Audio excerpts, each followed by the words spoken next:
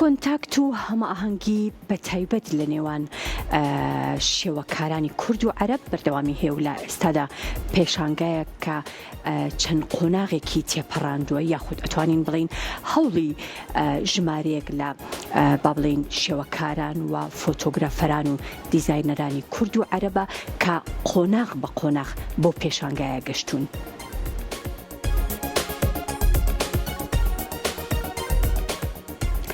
کۆمەڵێک لە دیزاینەر و گرافیکی کورد و عەرەب پێشانگایەکی تایبەتیان بۆ ژمارێک لە کاری دەستی کردەوە بە گزارشتی یاخود بە گزارشتی لەو پۆستەر و وتە و وێنانە دەبینیەوە کە لە شەقام و شوێنە گشتەکانی عێراق و هەرێم بوونیان هەبووە.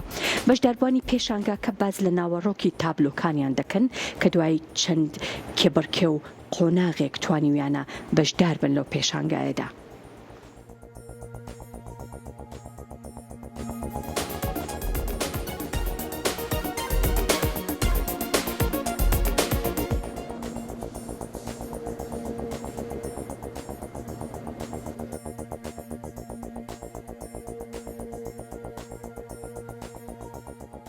پێشنگایە تەرکیز لەسەر پۆستەر دیزاینەکە دیزاینکردنی پۆستەر لە عالەمی گرافیکا وەکو لەوحەیەکی فەنی وایە بەس ئێمە پێڵین پۆستەر ئیتر ئەم پۆستەرە ئەکرێت تعبیر بکە لە هەر شتێک کە دیزاینەرەکە حەزەکە.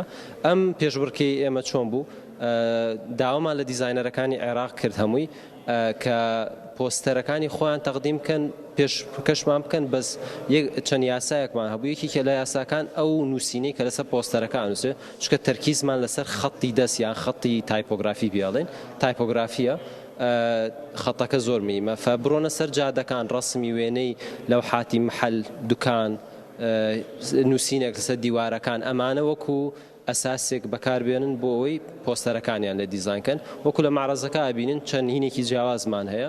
ئەم بیرۆکەیە هی شەریکێکی عەرەبی بوو لە بەغدا نایبی کۆرپە.